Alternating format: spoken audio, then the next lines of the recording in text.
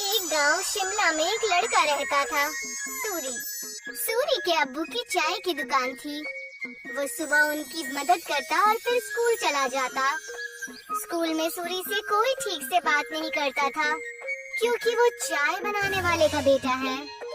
वो सबसे बात करने की कोशिश करता है, दोस्तों के ग्रुप में शामिल होना चाहता है, लेकिन कोई भी उससे बात नहीं करता। और अगर वो बात करने की कोशिश भी करता तो सारे लोग उसका मजाक उड़ाने लगते। हे, कोई मेरे साथ वीडियो गेम खेलेगा? हाँ, मैं खेलूंगा। अरे चाय बनाने के लिए नहीं, गेम खेलने के लिए बुला रहा हूँ, तो रहने दे। सूरी को बहुत बुरा लगता है। वो घर आते ही मुंह फुलाकर बैठ जाता है। सूरी के अब्बू ये देखते हैं और उसके लिए खाना लेकर आते हैं। अरे क्या हुआ सूरी, तो मायूस क्यों है आज? ले खाना खा ले, तुझे अच्छा लगेगा। ले। पापा, कोई और काम क्यों नहीं करते? आपको इतने सारे कामों में से यही काम मिला। चाय बनाने में क्या बुराई है? दिन में सबसे ज्यादा लोग इसी के बारे में सोचते हैं। नहीं, मेरे दोस्त तो मजाक उड़ाते हैं, मुझे अपने साथ खेलने में भी शामिल नहीं करते। बोलो कौन सा खेल खेलना है, अभी खेलते हैं। आपके साथ नहीं, उनके साथ खेलना है। ये कहकर वो वहाँ से चला जाता है बिना खाना खाए। सूरी के अब्बू को ये देखकर बहुत बुरा लगता है कि उनकी वजह से उनके बच्चे के दोस्त बहुत दूर जा रहे हैं। उसके पिताजी चाय बनाने के साथ दूसरा काम भी ढूंढने लगते हैं। वहीं स्कूल में बच्चों को ट्रिप पर ले जाने का प्रोग्राम बनता है। कुछ दिन बाद आप सभी बच्चों को एक जंगल ट्रिप पर ले जाया जाएगा। सभी बच्चे उसी तैयारी के साथ आएंगे। सारे बच्चे खुश हो जाते हैं। सूरी घर आकर ये बात अपने अब्बू को बताता है। पापा, मुझे स्कूल की तरफ से जंगल की ट्रिप पे ले जाया जा रहा है। मुझे जरूरी सामान पैक करके दे दीजिएगा। अरे वाह, ये तो बहुत अच्छी बात है। अपने सामान में एक छोटा बर्तन जरूर लेकर जाना, वहाँ अगर कुछ पकाना हो तो काम आ सकता है। ठीक है? जी पापा, जरूर। और हाँ, तुम्हें एक और बात बतानी थी। मैं नई नौकरी ढूंढ रहा हूँ। तुम्हें अब अपने दोस्तों के सामने शर्मिंदा नहीं होना पड़ेगा और वो तुमसे बात भी करेंगे। सच पापा? हाँ। सूरी खुशी से पिताजी के गले लग जाता है। कुछ दिन बाद उस जंगल ट्रिप पर जाने का दिन आ जाता है। सब उस जंगल में पहुंचने के बाद ट्रैकिंग शुरू कर देते हैं। मैं सबको 4 ग्रुप में बांटूंगा, जिसमें एक लीडर भी होगा। वो सब एक साथ में रहेंगे और अपना काम करेंगे। सब अपने लीडर की बात मानेंगे, समझ गए ना? सब अपना बैग लेकर ट्रैकिंग शुरू करते हैं। अरे किसको लीडर बना दिया? इसको तो चाय के अलावा कुछ नहीं आता। सब हंसने लग जाते हैं। सूरी को बहुत बुरा लगता है। कुछ दूर चलने के बाद वो थक जाता है। चलो यहाँ रुक जाते हैं, थोड़ा खा पी भी लेते हैं। बाकी सभी मान जाते हैं और रुक जाते हैं। नहीं, हम नहीं रुक सकते। अगर हम रुके तो लेट हो जाएंगे और कुछ ही देर में अंधेरा भी होने वाला है। लो, लीडर बना दिया तो हम पे हुक्म चला रहा है। नहीं, हम नहीं चलेंगे। तुझे जाना हो तो जा। हम थोड़ा नाश्ता करने के बाद ही ट्रैकिंग शुरू करेंगे।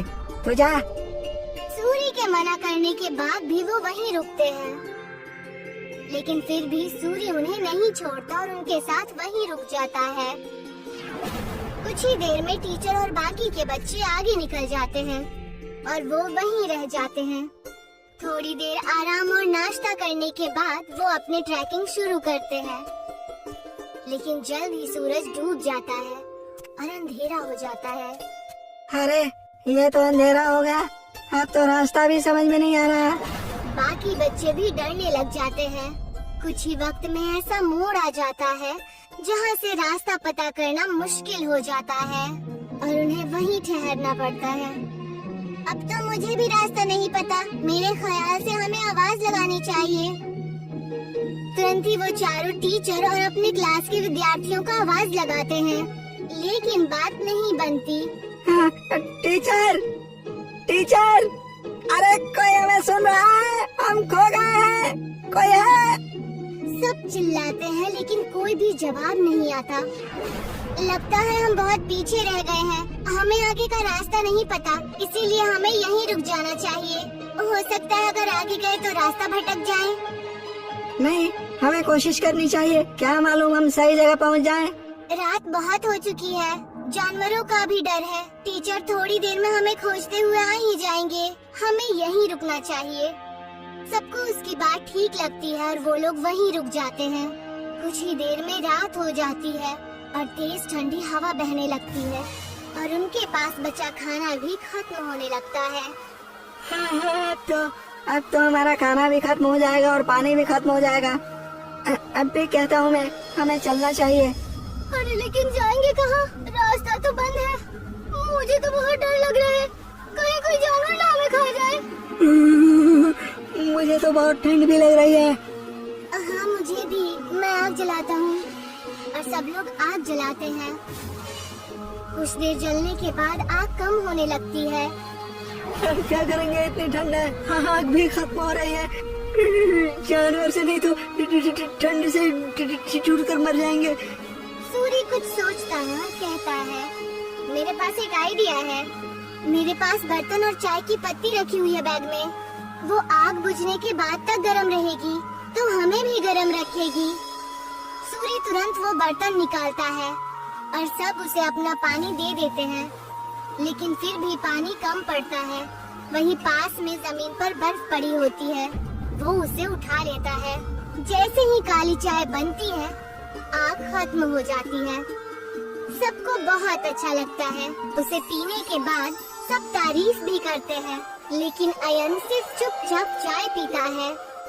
कुछ ही देर में उन्हें पत्तियों की आवाज आती है और वो अपने पीछे की तरफ देखते हैं। वो देखते हैं कि उनके टीचर आ रहे हैं। सब राहत की सांस लेते हैं। कैंप में पहुंचने के बाद जब टीचर उनकी तारीफें करते हैं तो अयन कहता है कि वो महफूज उनके लीडर सूरी की वजह से है। ये सुनकर सूरी को बेहद खुशी होती है। सूरी की कहानी सुनकर सब उससे दोस्ती करने आते हैं। अगर आज सूरी को चाय बनानी नहीं आती तो शायद सब उसके दोस्त नहीं बनते। आज पहली बार उसे चाय वाला होने पर खुशी हो रही थी। अगले दिन वो खुशी खुशी अपने पिताजी के पास गया और उन्हें सारी बातें बता दी। अरे ये तो बहुत खुशी की बात है। एक बात तो मेरे पास भी है, मैंने अच्छी नौकरी ढूंढ ली है। सूरी ये सुनकर हैरान और उदास हो जाता है। नहीं पिताजी, आपको काम बदलने की कोई जरूरत नहीं है। आप जो भी काम करते हैं वो अच्छा ही होता है और कोई भी काम छोटा या बड़ा नहीं होता। ये मुझे अब समझ आ गया है। सूरी के पिता ये सुनकर खुश हो जाते हैं और अगले दिन वो खुशी खुशी अपने दुकान में अपने अब्बू की मदद करने लगा। और जैसे ही वो स्कूल पहुंचा तो सब उससे मिलकर उससे बातें करने लगे और उसके साथ खेलने लगे।